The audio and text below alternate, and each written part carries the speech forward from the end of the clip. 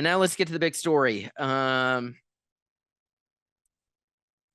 Helene blasted on shore as a powerful Category 4 hurricane. What's so amazing to me isn't the damage this storm did in Florida with respect to all those who were at landfall, who were in the Big Bend area of Florida. You know, I think when you have a storm this size and you happen to live, down very close to the water, you expect some, pretty catastrophic damage from a Category 4. But what absolutely blew me away is the video. And you can see some here.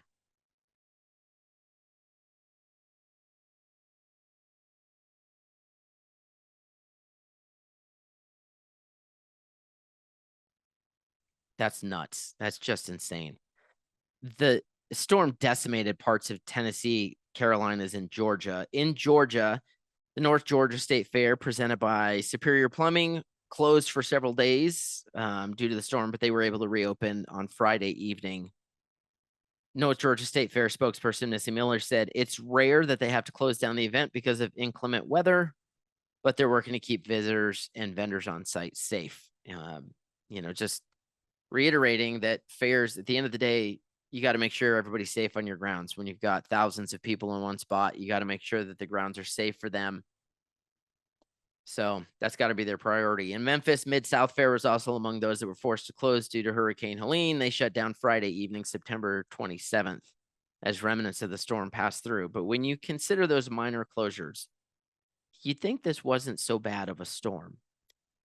But this is a storm that, according to an AP report earlier today, again, this is Monday, September 30th, nearly 100 lives have been lost, confirmed dead across North Carolina and the Carolinas, Tennessee, Georgia, Florida.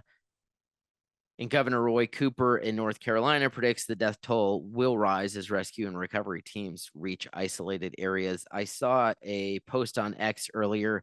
I'm a little hesitant to repeat it, but take this with a grain of salt until anything gets confirmed. But as I understand it, in some parts of Tennessee and North Carolina, there's still close to 1,000 people missing.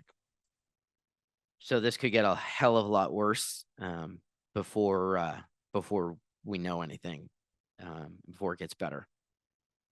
Folks, my wife's family rode out Hurricane Katrina in 2005 in Biloxi, Mississippi. And she and her family are closely tied to the New Orleans area. Officials were finding bodies down there for weeks and weeks after the storm. So sadly, I think Governor Cooper's right. The death toll is going to go up.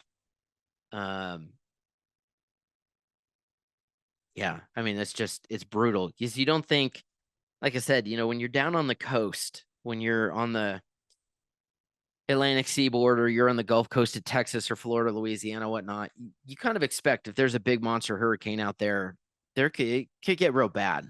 But we're talking like what, 300 or 400 miles inland, and just absolute catastrophic damage from tornadoes, from flooding, from wind, down power lines, down, just awful. Last night I was looking for updates, and so I go to CNN on my phone, and it was interesting. The first, I had to go count them. The first hurricane-related update was the 19th story down from the top. So I thought, that's interesting. And keep in mind, I've got my degrees in television production and minor in journalism, so this kind of stuff interests me. So I check MSNBC. It was the 17th story from the top. Going down the list of all the usual suspects in the mainstream media, there were 3 that had anything related to the hurricane in their top 5 stories, and only one had it as the top story.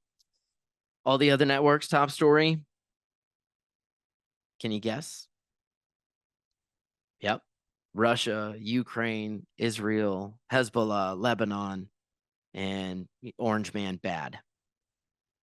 What is it with our frickin' media that loves war more than they love the American people? I don't have an answer for that. There's a reason I got out of TV news so many years ago, because I couldn't stand it. I could not take the garbage, even in market, whatever market, when Market 40 or whatever Albuquerque was at the time. This would have been like 2004 and 5, maybe early 6. They just, for as much as we have a media that, the mantra was, if it bleeds, it leads. And yet all of a sudden, when Americans are bleeding, when Americans are suffering in the worst way down in the South right now, entire towns washed off the map. Asheville, North Carolina, from most reports, has been almost completely destroyed. And the media is like, yeah, but check out this story about bombs going off in Lebanon, Israel, oh yeah, Orange Man bad, Trump this, Trump that. How about the folks in North Carolina? What about the folks in Tennessee that need help? Crickets? All right. So, okay, Robert, we know. That's a big hurricane. You said this was a big story, but what has that got to do with the agricultural industry, our fair industry? Well, I mentioned earlier a couple of fairs that are going on down there right now that are, that had closures. There's some other fairs that may not even get open. We'll find out in the coming weeks if they're able to get there. Who knows? But here's the connection. You ready for this one? It's September in the South. That means farmers all across the South were preparing for harvest. Jennifer Whitaker, Georgia Farm Bureau reports ag damage reports are bleak. Georgia Ag Commissioner Tyler Harper said the more significant impacts from Georgia ag production in this storm are east of Interstate 75 from Valdosta to Augusta. Harper says, quote, we're seeing and hearing about damage to pecan trees, poultry houses, flattened row crops, dairies and poultry houses without power, along with food processing facilities without power. Folks, this is bad. This is very bad for our ag industry. Think about it. Dairies without power means cows are struggling to get milked, causing potential health problems for the animal. Flattened row crops like cotton bolls are open and ready for harvest. Georgia's Cotton Commission reports cotton farms are looking for anywhere from a 35% loss if they were lucky up to a total loss. Georgia produces more than 100 million pounds of pecans annually. Now, some of those farmers were able to start getting those pecans, but combined with the rest of their fruit industry, with which pecans are counted with in Georgia, that's a $2 billion group of crops. In Abilene County, poultry farm owners, Adam and Lori Carter, complete destruction of 2 layered chicken houses and heavy damages on a third. The Carters, however, stated in an article that I read, counted themselves lucky in that they didn't have birds on the farm when the storm hit. So insurance, as it turns out, will cover some of the costs to repair each house to the tune of approximately $100,000 per house. However, get this. According to Lori Carter, the cost to actually build a new chicken house is $500,000. So out of the 2 that they sustained complete damage on, it's $1 million it's going to cost them to rebuild. But insurance will kick in $200,000 of that. My friends, that's just Georgia. That's not Florida. That's not the Carolinas. That's not Tennessee. Let's not forget, today's Monday, September 30th. If you've been following the news at all, tomorrow, October 1st, is the deadline for a deal to get done on the eastern ports before we see a dock workers strike. So there's not good things happening out there for our economy, particularly now with this storm going through, having just laid waste to our agricultural sector in the South. Currently in Georgia, a biolab in Conyers, Georgia, just east of Atlanta, is on fire. According to reports earlier this morning, 17,000 have been evacuated with nearly 90,000 under a shelter in place as this biolab burns to the ground and chlorine gas has been detected in the air. Sounds fun, right? Why don't you go for a nice walk with the wife and kids? This is not good. Meanwhile, President Biden says no more resources for hurricane disaster because they already pre-planned a significant amount of it. Roll the tape. Are there any more resources the federal government could be giving them? No, we have pre-planned a significant amount of it, even though they didn't ask for it yet. Hadn't asked for it yet. I wonder if it'll be anywhere close. All those resources will be anywhere close to the extremely generous $700 they gave Lahaina residents who lost everything when Maui burned to the ground. Don't worry, folks. We got hundreds of billions going to Ukraine, so the Ukrainian farmers at least will be taken care of. Georgia and these other southern states are getting their asses kicked right now. And I got to be honest, there is a feeling of helplessness while I'm sitting here in New Mexico recording a podcast. You know, I remember watching my wife and her family go through the process of recovering from Hurricane Katrina almost 20 years ago. And it was heartbreaking to see. And seeing all these videos of devastation, it brings back some very difficult memories.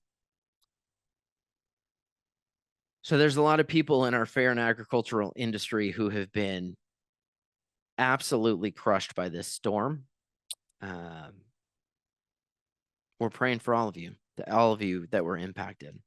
You know, we're praying for you, and I hope that, folks, I know there's an election come up, and I want to be careful to not be like get all partisan hackery on the show here. I want to make sure that it's still a place where everybody, regardless of your political persuasion, that you guys can come and listen and be included and be represented and be a part of the fair industry here on this podcast. But it certainly feels like, because we've got a massive, like, major election coming up in 5 weeks, that, oh yeah, a huge disaster. Well, let's do our best to keep it out of the news. And, you know, maybe the president does something, maybe he doesn't. Vice President Harris seems like she's super busy on the campaign trail.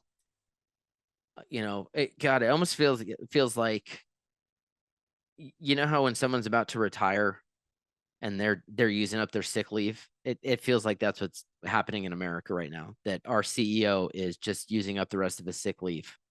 And, you know, come January, see ya, he's out of here. So we're in a bad way. We're in a rough way. But I don't want to end this particular story entirely on a negative note. In particular, I want to take a second to recognize America's line workers. These people are courageously facing perilous conditions to restore power to communities all across the South. There are still millions of people without power. The folks down in Florida seem to be getting their power back on fairly quickly. But if you look at where the storm came through, I don't know. I haven't really looked geographically. I'm guessing there's probably a lesser area impacted than there is in, you know, when you look at a state like North Carolina. But it's America's line workers that is restoring that power. And where do those line workers stage their equipment prior to a storm? You all know the answer. You got it. Right on America's state and county fairgrounds, all across the country. Wherever there's disaster, our fairgrounds are more than just cotton candy and Ferris wheels and pig races. Our fairgrounds are part of the community. They're a vital part of our community. And I wanted to show you this great photo of the line workers staged. This is Pensacola's fairgrounds. The photo is taken incredible sunset just before Helene came on shore. Photo was taken by Dustin Williams for the South Santa Rosa News. Our prayers go out to all of you, all of our line workers who are working endlessly to help not only restore power, but restore hope for millions of people across the South. Thank you, and God bless you.